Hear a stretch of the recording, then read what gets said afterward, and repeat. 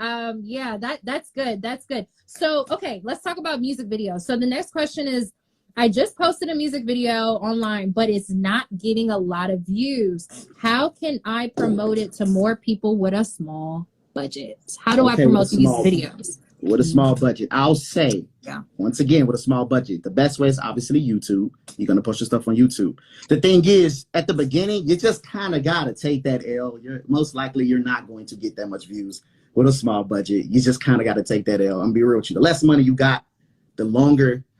It's a combination of knowledge and money, but the less money you got, it's going to take longer. You just got to take that L. So I'll say at the beginning, don't focus on numbers. Build your portfolio first.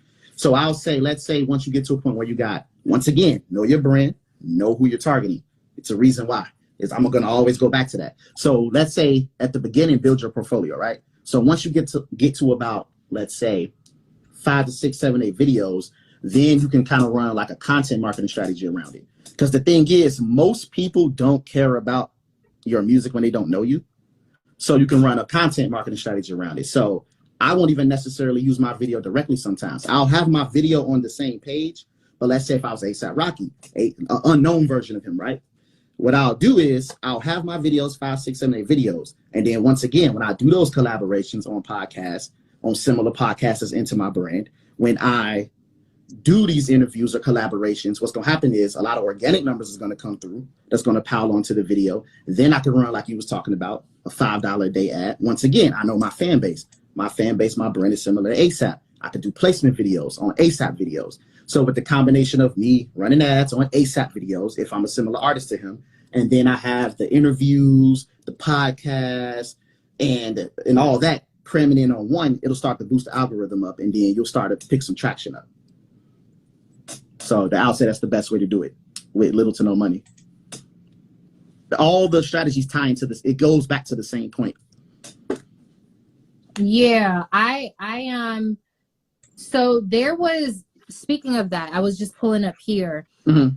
I was listening to, you know how like on YouTube, I don't know if anybody else does this, when I'm in the bathroom,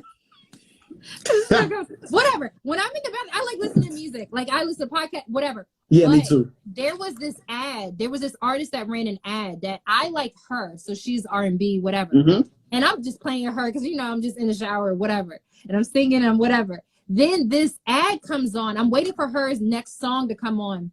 And there's this ad that's similar to this artist that I already like. And I'm like, what was that? So I came out the shower and I was like, hold on, who was that? Because I was like, that wasn't her, but that was somebody. And I ended up playing the song over and over. And I love that. Oh my God. She probably used the placement ad because she knew like your taste was into artists like her. So she used the placement ad. Yeah, sometimes I know people like to skip the ad, but sometimes you can't skip that. Like you're in the background or you're just listening. Yeah, and that's why like another strategy too is you need your first few seconds of your ad to be exhilarating. Don't be slow, like right away. Yes, and sometimes people aren't visually like on YouTube. For me, when I saw that it was a Asian, she was actually an Asian female R&B artist, and she sounded so much familiar, like you know the other girls, and I was just like, this girl. And I actually watched the whole video because I was listening, and I was just like, this actually sounds good. What was this? And then I could relate to the song, and I was like, okay, hold on, like. I felt like she was talking about me in my last relationship, but yeah, so yeah, and even how you related to her. Once again, she related. Not only she have a sound you was familiar with, she had an interest you was into just off top about the relationship. So once again, now let's say that same artist goes back to that organic growth. Now she could probably do her covers, her remakes, and then that's how she can get that particular fan base. So she probably did it to you as well. And I'm going to check out some more of her music because I didn't know who she was. I was like, who is this lady? But I liked it. The video was, you know, it was okay. But the song, I played it over and over and over. Yeah, I got hooked. And I didn't even know the girl. And so, yeah, YouTube for sure. It still works. If you're strategic about it, if you know what you're doing, it still works.